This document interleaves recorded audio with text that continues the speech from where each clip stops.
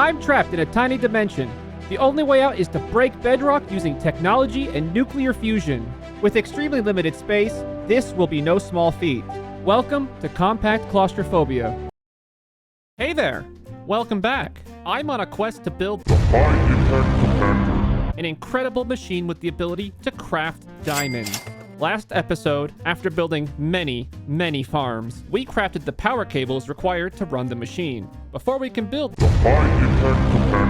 we need more power. And to get that power, I will achieve a little something called nuclear fusion. But I also need more power to do that. So we're going to start by building another fission reactor. Our first reactor is great, don't get me wrong, but I need more. First up, let's make some space to build a reactor in. Check out this sweet efficiency. Literally no time wasted if I have the redstone waiting to be picked up by the field. Isn't that cool? For the larger crafts, I realized you could use the copy-paste gadget. It lets you go boom and save yourself a lot of time. Like, look at this. Who wants to place 98 blocks? Not me. Space acquired.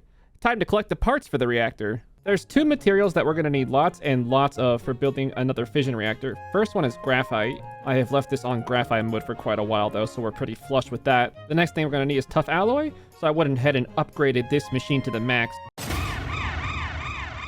As it turns out, magnesium's actually the real gate. I thought I could get it from rock crushing, but I can't. As it turns out, the only way to get it is a 4% chance when you smack a wall with a steel pickaxe. Looks like we get to wait on some production. While we're waiting, let me tell you about today's sponsor, the like button.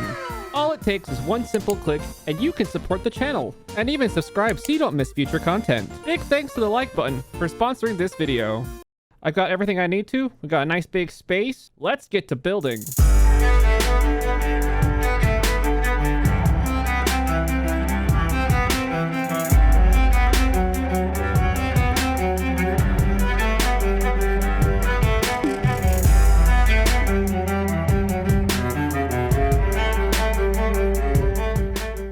And look at this, new reactor's all ready to go. You'll notice that the design of this one is different than the design of the first one. And there's a reason for that. This reactor uses a different fuel than the first reactor. So Hazel, why? The reason is that after you use a fuel, you get a depleted version of that fuel. You can then take that depleted fuel and reprocess it into various radioactive bits, which can be used to make different types of fuel. The fuel for our new reactor is entirely made out of recycled bits from our old fuel. By using a different fuel and reactor design, all the power being made comes at no cost at all, since the fuel is entirely recycled. Now that we have all this extra power, let's go see if we can run a fusion reactor with it. Fusion. It's gonna take a lot of resources to fill this place with the fusion reactor. Let's start with the most expensive part. Well, the bulkiest part at least. The bulk of the fusion reactor is made up of fusion electromagnets, which are a bit expensive. The tough part is that we need 128 of these to build a fusion reactor. And for the lead, redstone, and tough alloy, we don't actually have full automations for these, so we're gonna have to do a bit of grinding. These grinds mainly consist of processing tin pickaxes to get lead, collecting steel the fun way, processing steel pickaxes for boron and lithium, alloying the steel, boron, and lithium together to make tough alloy, and processing electrum pickaxes to get redstone. Now that we have our 2 stacks of magnets, we can start building the fusion reactor. To build a fusion reactor, you place all the magnets, which you can't place with the building gadget, in a giant ring shape. I made some of them transparent because I think it'll look better when the reactor is running. Next, since the magnets need powering, I'll go ahead and plug them in. This will be quite expensive on the cables, but this is the reason I made so many in the first place. Everything's plugged in. I'll place the fusion connectors next. These aren't that exciting, they just connect the fusion core to the fusion magnets. Speaking of the fusion core, it's time to craft it. Most of the fusion core is made out of materials we already have. Steel, tough alloy, lead, and so on. Some of it requires special versions of uranium, but luckily we already have that from our fissile fuel production. The tough part is this crystal binder, which requires 3 materials that require effort. The ever-annoying magnesium, crushed rhodochrosite, which we can simply collect by crushing granite, and the tough one, calcium sulfate, which will require a 7-machine setup to even produce. I've gone ahead and made the setup. It's relatively straightforward. You start by melting down some sulfur, inject it with oxygen, water, and fluorite, toss out a byproduct, and that's it. Now that we have it, we can craft our fusion core and finish our reactor.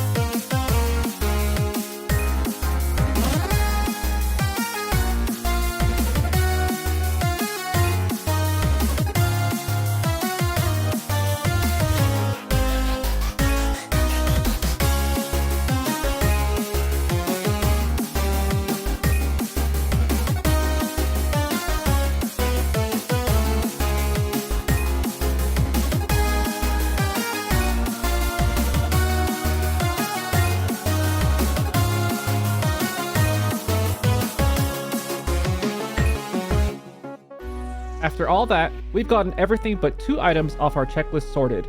The 2 we don't have yet are the 56 electromagnets, which require about 600 magnesium, and the upgraded energy hatch, which requires slime.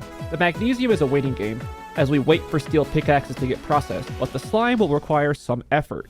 The ingredients to make slime are mushrooms and milk. Mushrooms we can get by miniaturizing logs with wool. Milk comes from a cow, which does not spawn naturally inside of compact machines. There is a recipe to miniaturize a cow spawn egg using colored wool. The only catch is that it requires a chicken egg to craft it. Luckily, we can also miniaturize chicken spawn eggs. Let's go ahead and make the mushrooms. Easy. And the chicken spawn egg. Wait, what? I can't even get it back. What is this? Don't do that, I guess. What did I just say? This should be the chicken ready to go. Just toss the ender pearl. There it is. Now let's go imprison a chicken forever. This spot should do nicely. Hope you like it in there. You're never leaving. Actually, the joke's on me. Chickens don't lay eggs if there's not a player nearby, so I get to wait here till they lay an egg. Ah! Egg. Time to craft a cow. And this should do it. We have achieved cow. You can live with the chicken, I guess. Thanks for the milk, by the way. Delicious milk slime. Just the way Mom used to make. What? Spawn slimes? That's illegal. Go away. Go away. Since I had to wait approximately forever for that chicken to lay an egg, we now have everything we need to build the high-impact compactor. So let's get to it.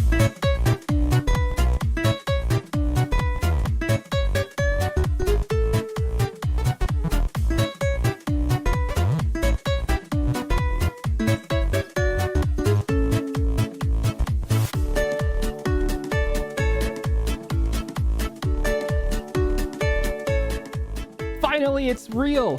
Isn't it awesome? Basically, this thing does 3 really important recipes. The first one is that it'll take our hop graphite and turn it into diamonds without RNG and has a better return rate. The second one is that it'll turn the diamond nuggets into actual diamonds, meaning we can make diamond pickaxes, diamond armor, we can just eat diamonds. And finally, it'll turn little bedrock chips into actual bedrock. More on that later.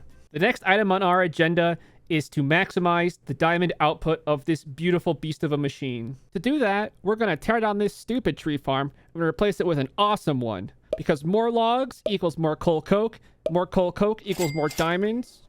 And yeah, that's pretty much it. So let's get to building. Here's the new tree farm, using fancy new phytogenic insulators, which are basically magic boxes that produce plants. I got them all hooked up using refined storage interfaces, which work as importers and exporters all at once. They're using the crafting upgrade to craft a phytogrow on demand to grow the plants with. Next up, all this nonsense has got to go. Upgrade complete. It's basically the same setup as before, except it's producing more than 8 times as much coal coke and it looks a lot nicer. So win-win. I've now set up the system to automatically process the coal coke as it gets produced.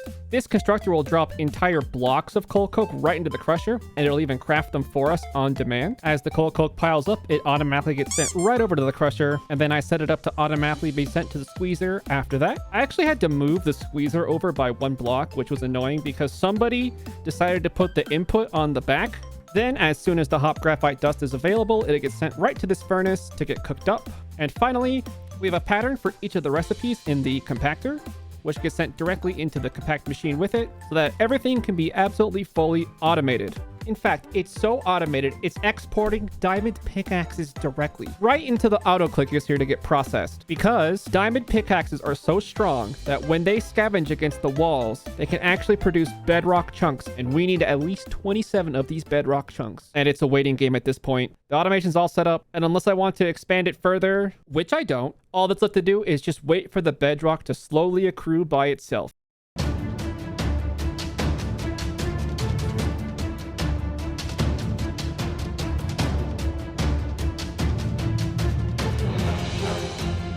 It's time. 3 bedrocks, please. And here they are, ready to make the most cursed item, the bedrock pickaxe. And this is it. We win. It's time to get out of here.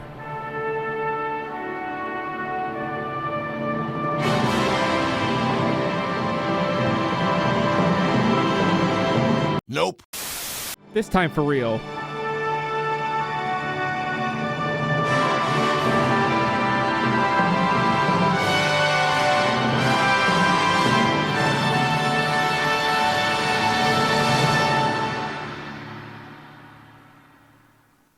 We made it.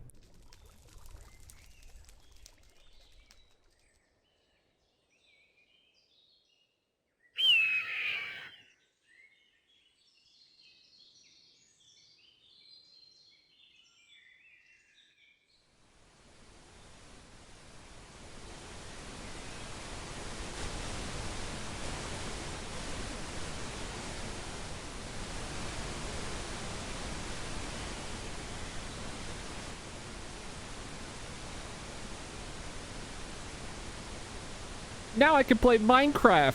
Thank you so much for watching all the way to the end. This was by far the most effort I've ever put into a video, and I really hope you enjoyed it. Let me know what you think in the comments. I feel like there's a lot more polish in this style, but the episodes take much longer to produce. Let me know if you think it's worth the wait. I really enjoyed playing through this mod pack, and I hope you enjoyed it as well. I haven't decided what I'll be doing next, so if you have a suggestion for that, leave it in the comments. As always, if you liked the video, I'd really appreciate it if you push that like button to help boost me in the algorithm, and subscribe if you're interested in seeing what comes next. Thanks again for watching, and have a great rest of your day.